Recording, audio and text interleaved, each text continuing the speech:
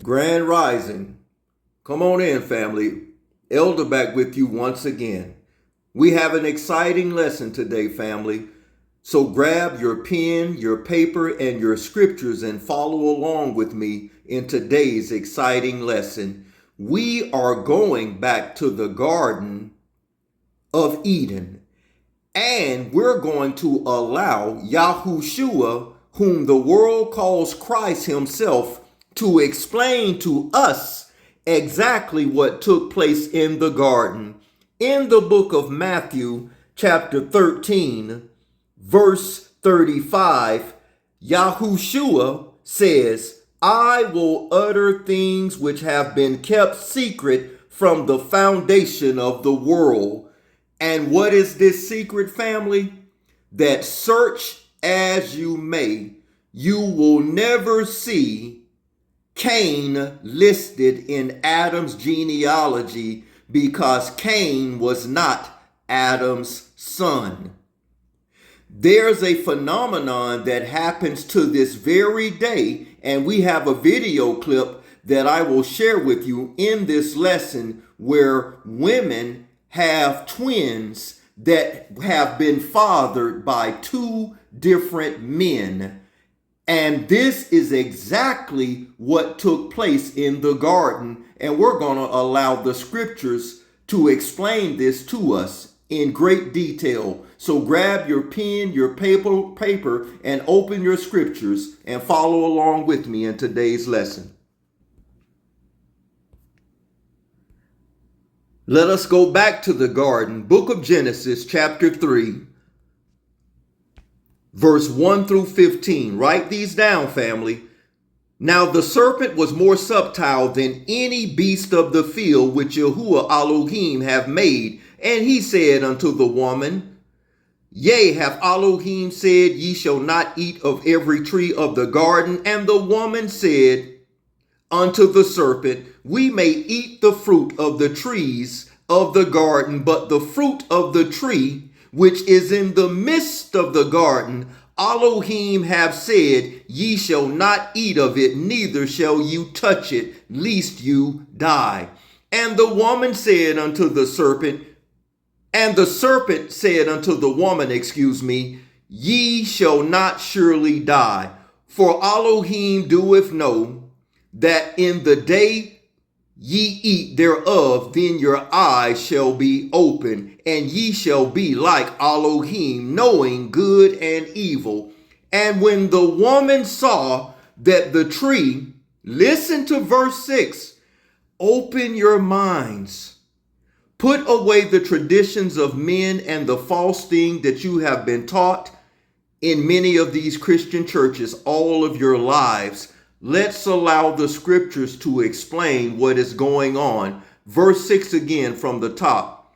And when the woman saw that the tree was good for food, and that it was pleasant to the eyes, and a tree to be desired to make one wise, she took the fruit thereof and did eat, and gave also unto her husband with her, and he did eat.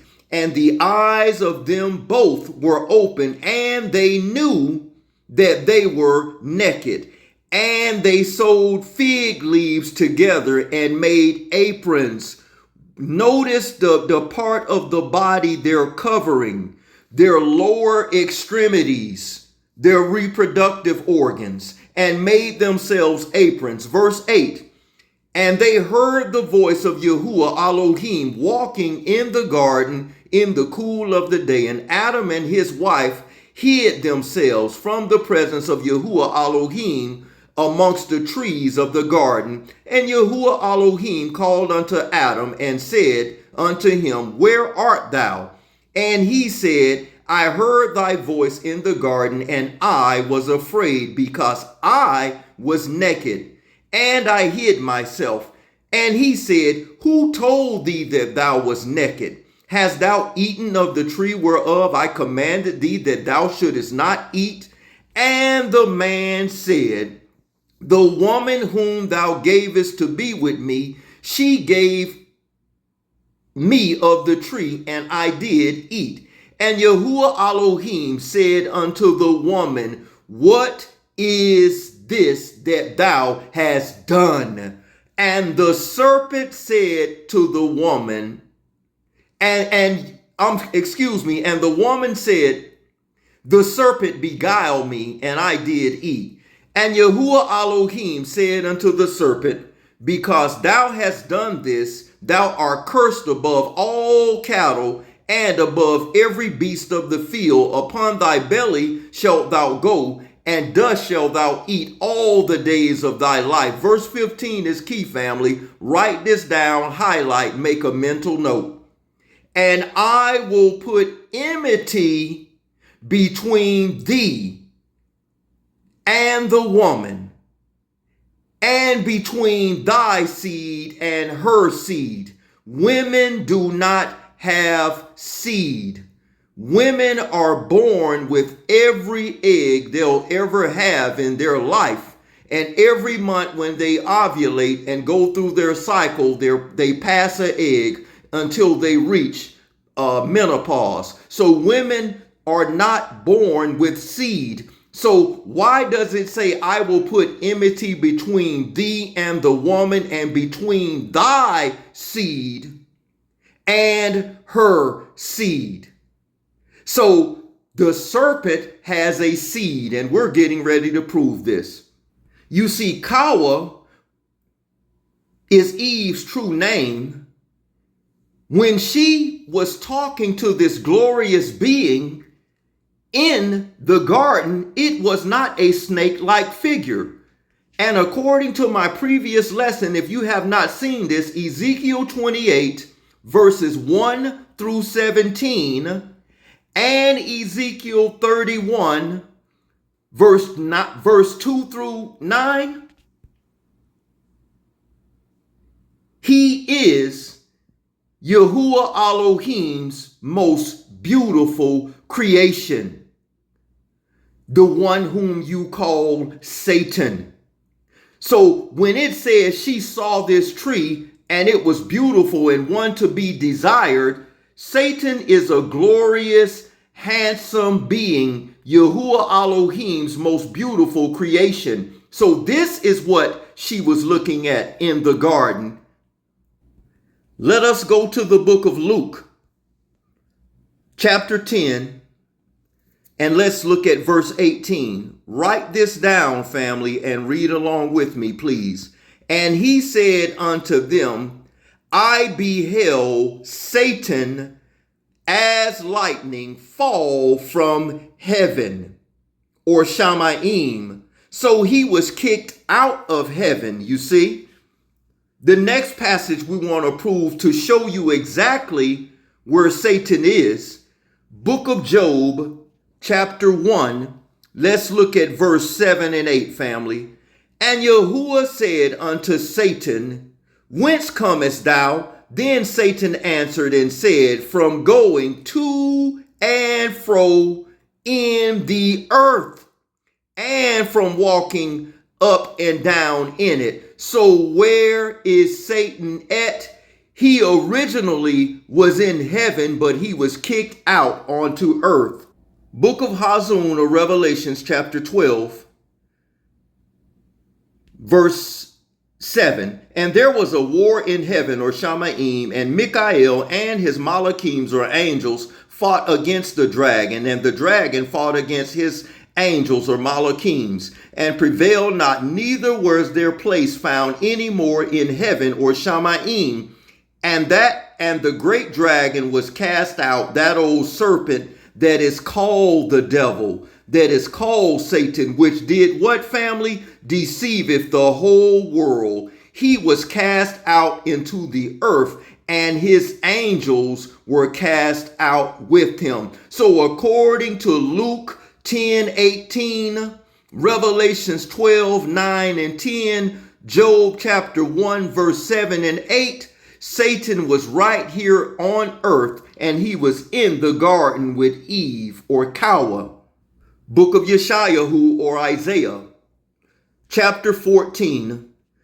Let's read verses 12 through 16. Then we're going to allow Yahushua himself to explain what took place in the garden. How art thou fallen from heaven, or Shamaim, O Lucifer, son of the morning? How art thou cut to the ground, which didst weaken the nations? For thou hast said in thine heart, I will ascend into heaven. I will exalt my throne above the stars of El. I will sit also upon the mount of the congregation in the sides of the north. I will ascend above the heights of the cloud. I will be like the Most High. Yet thou shalt be brought down to Sheol, to the sides of the pit. They that see thee shall narrowly look upon thee and consider thee, saying, Is this the man that made the earth tremble and the kingdoms to shake? So this is who Eve was in the garden talking to. This is who deceived and beguiled her. Can you not see why she was so attracted and enamored by this beautiful, intelligent, or should I say handsome, because it's a male, intelligent being? This is who was in the garden talking with her. Let us now go to the book of Matthew, or Matit Yahu, and we're going to let our Messiah, Yahushua, whom the world calls Christ, to fully explain to us in detail exactly what took place in the garden. So if you don't trust my words, will you trust the Messiah's? Let's go to the book of Matthew and let Yahushua, whom the world calls Christ, explain exactly what took place in the garden. Book of Matthew. Write these down and read along with me, family, please. Chapter 13. Let's pick this up at verse 24. Another parable put forth unto them, saying, The kingdom of Shamaim, or heaven, is likened unto a man which sowed good seed in his field. But while men slept, his enemy came and sowed tares among the wheat and went his way. So what is Yahushua explaining here? Exactly what took place in the garden when Adam was away from Kawa or Eve. She was continually engaging in conversation with the one whom the world calls Satan, and she was deceived and beguiled by him. Let's allow the Messiah to further explain. Still in the book of Matthiyahu, or Matthew chapter 13, let us go to verse 34, and we're going to read down to verse 39. All these things spake Yahushua unto the multitude in parables, and without a parable spake he not unto them, that it might be fulfilled which was spoken by the prophet, saying, I will open my mouth in parables, I will utter things which have been kept secret from the foundations of the world. Then Yahushua sent the multitude away and went into the house. And his disciples came unto him, saying, Declare unto us the parable of the tares of the field. Listen. He answered and said unto them, He that soweth the good seed is the Son of Man. The field is the world. The good seed, listen, verse 38.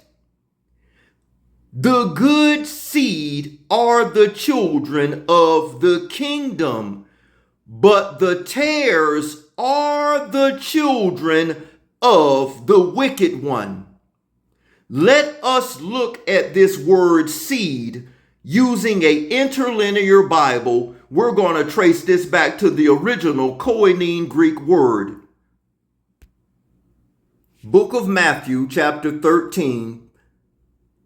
Let us look at, this is an interlinear Bible, family, which you can pull up online. And what an interlinear Bible does, It takes every word that are in our modern scriptures, Old and New Testament, and it traces them back to the original Hebrew or Abari and the original Koine Greek that our New Testament was written in. You see, when the Bible was completed, the New Testament was completely written in the first century. The book of Revelation was completed or written by the year 96 or 98 AD. The English language that we now speak did not exist anywhere on the planet until after 500 years after the New Testament was written and completed. So if you are simply reading your scriptures or Bibles in English and you never trace it back to the original Koine Greek or Abari Hebrew, you will never fully understand what is written in the scriptures, because the English language, for the most part, kind of does a disservice to what was written in the original Koine and Abari Hebrew manuscripts.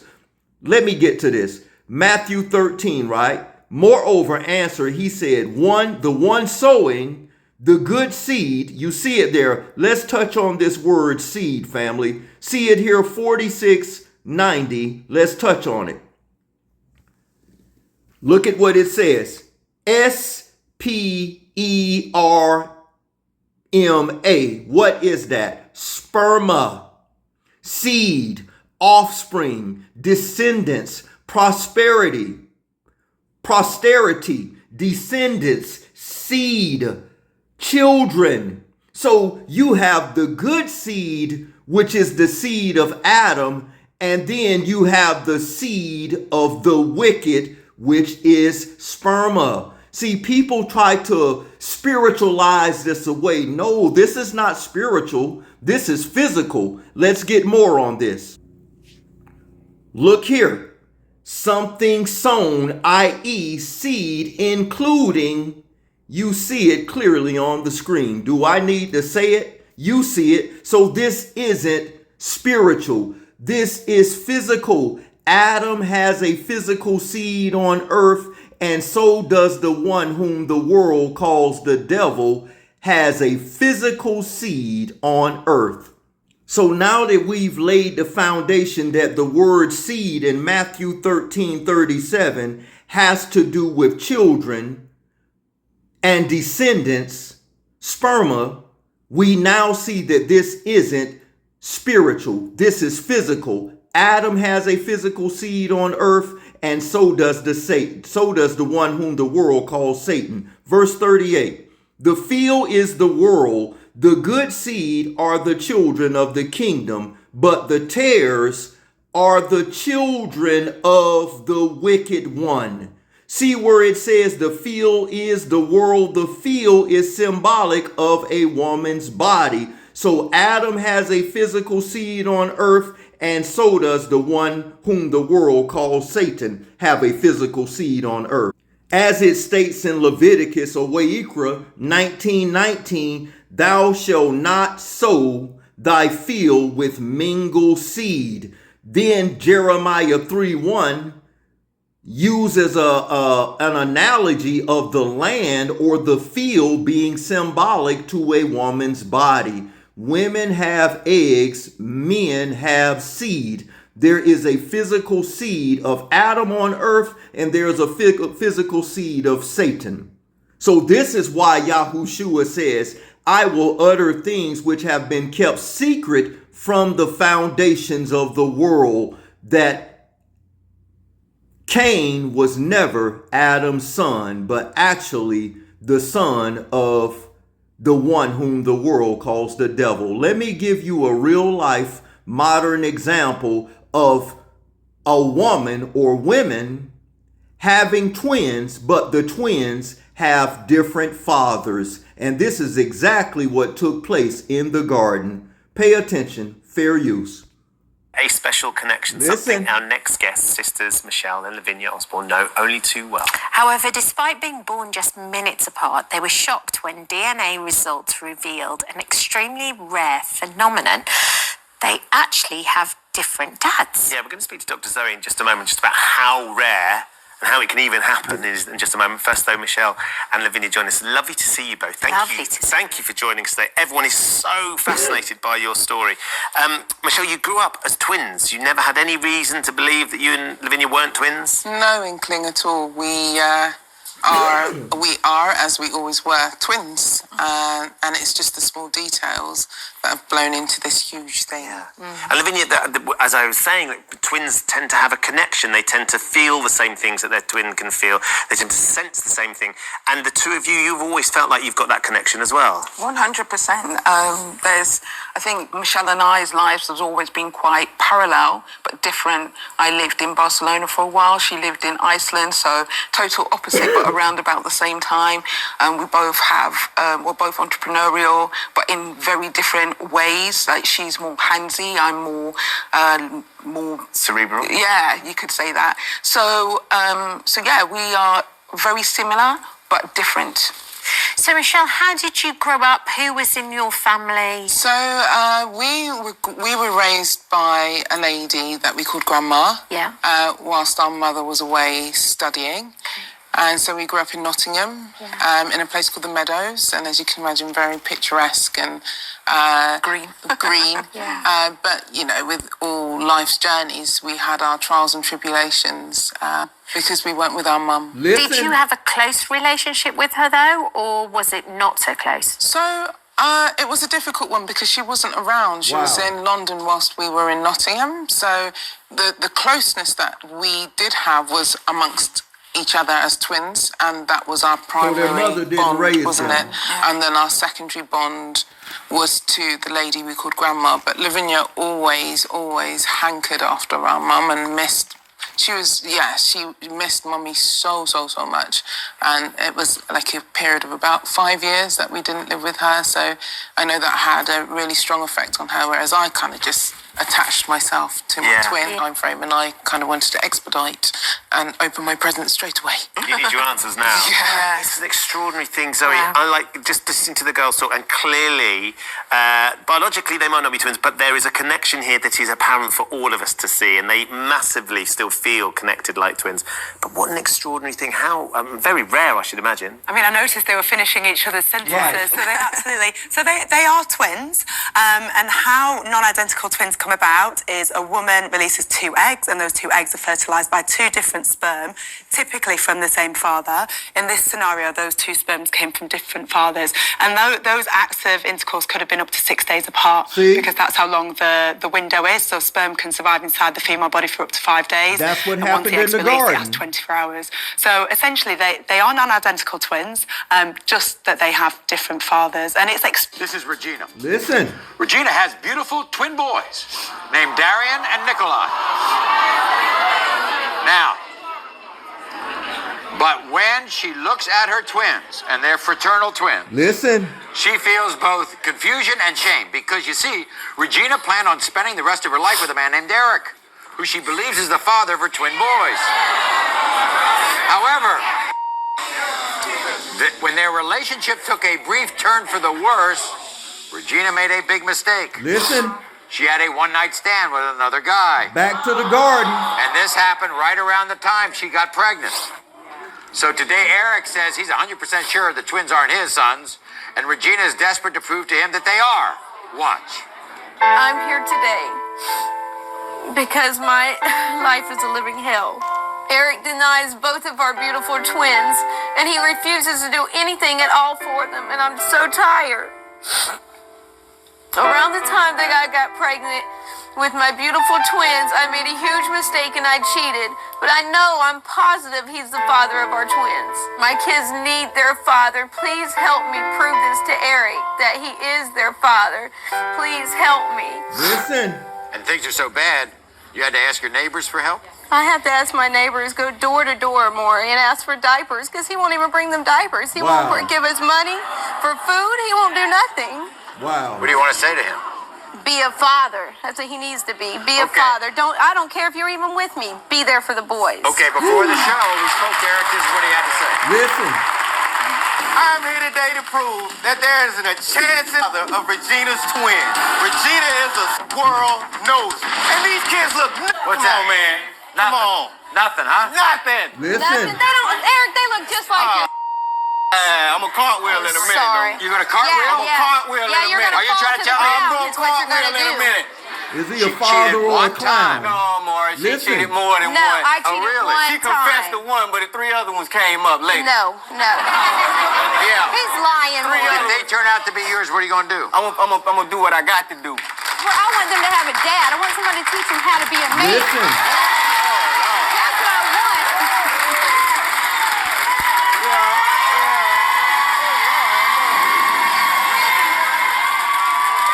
No doubt in my mind, he is the father. Look at him. Clown. In the case of 2-year-old Nikolai, Eric, you are not the father. That's what happened in the garden. Cain and Abel. Cain is not Adam's son.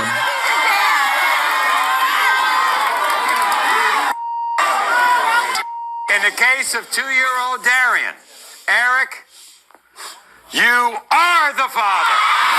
Look at clown. 1 out of 2 ain't bad. Look at clown. 1 out of 2 This is ain't exactly bad. what took place in the I've garden, never had family. that on my show. 2 Corinthians chapter 11. Satan throughout the entire scriptures has had that way about him. However, before we continue in Genesis, let us see what Paul and Yahushua had to say on the matter. We've already heard Messiah in Christ's words in Matthew 13. We will read in 2 Corinthians chapter 11, verse 1, Would to Yah that ye would bear with me with a little folly, and indeed bear with me. The Apostle Paul is saying, I want to tell you what is really on my heart. 2 Corinthians 11, 2. For I am jealous over you with a Yali jealousy, for I have espoused you to one Akkad husband, that I may present you as a chaste virgin unto Messiah or Christ. The word espouse is to cause one to become engaged. What is the subject and object here? The subject is to present you as a chaste virgin, while the object is losing one's virginity. Christ is the husband, and we are the bride of Christ. This using a flesh term to explain a spiritual matter. Virginity is a state of condition relating only to the matters of a woman, a female. And when Christ called the ecclesia his bride, he expects us to behave as his bride. 2 Corinthians 11:3. But I fear lest by any means, as the serpent beguiled Eve through his subtlety, so your mind should be corrupted from the simplicity that is in Christ. In other words, you will turn away from the simplicity of reading Yahuwah's word. The word beguiled is Strong's Koine Greek number 1818, expatio, from 1537 and 538, to seduce wholly, to beguile, to deceive.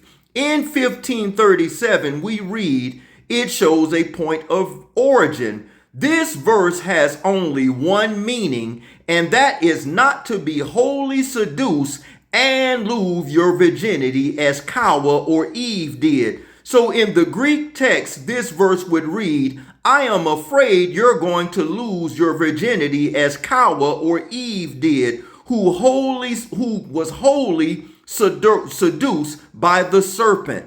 You see? So this is who beguiled her. And this is who planted the seed. Satan is the father of Cain, and Adam is the father of humanity. So yes, Satan has a physical seed on earth, and Satan is the one who deceived Eve in the garden. And if you have not seen this lesson here, which is on my channel, please do so. And as you see right here, Enoch 69 verse 6, the one who you've been calling Satan your entire life, his true name, according to the book of Enoch 69:6, is God Riel. So Satan's true name is God. And as it states in Revelations 12:9, he deceived the entire world and he has a physical seed right here on earth. Are you amazed by what you just learned? We have just learned that Cain's father was Satan, or God Riel himself.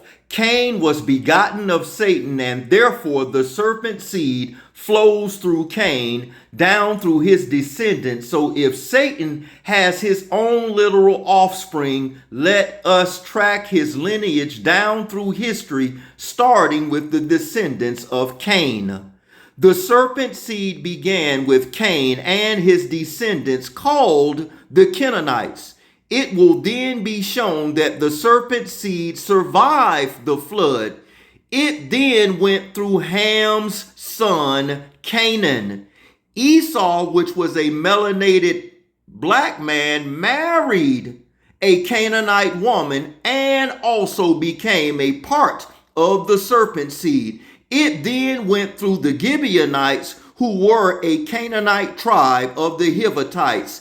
These Gibeonites then became the temple servants that are called Nithium. The Nithium took over the priesthood after the Babylonian captivity. The family of the scribes that ran the temple were called Canaanites. Make a mental note of that. The family of the scribes that ran the temple were called Canaanites. It then went through the Pharisees of Yahushua's day. The letter J was invented in the year 1524, 1,500 years after the New Testament was completed. The Messiah's true name was and is Yahushua. It then went through the Pharisees of the Messiah's day, who were not of the true lineage of Judah. You see, that's Revelations 2:9 and 3:9. The serpent seed then continues on through the end of the age. The Canaanites, the sons of Cain, and now thou art cursed from the earth, which hath opened her mouth to receive thy brother's blood from thy hand. When thou tillest the ground, it shall not henceforth yield unto thee her strength. A fugitive and a vagabond shalt thou be in the earth. You see?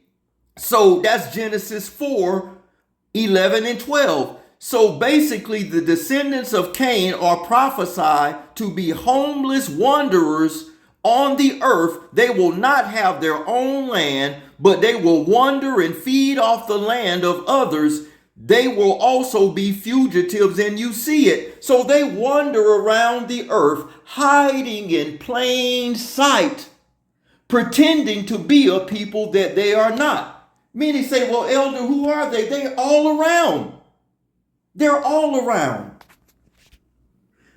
And they are the ones, the Canaanites. Look, the Hittites are a Canaanite tribe of the serpent seed. They were also Gideonites of Obed-Edom, who came from the Edomites that merged with the Canaanites. The serpent seed of the Canaanites, the sons of Cain, have taken over the priesthood that was supposed to belong to the Levites, who were melanated, as all 12 tribes were melanated.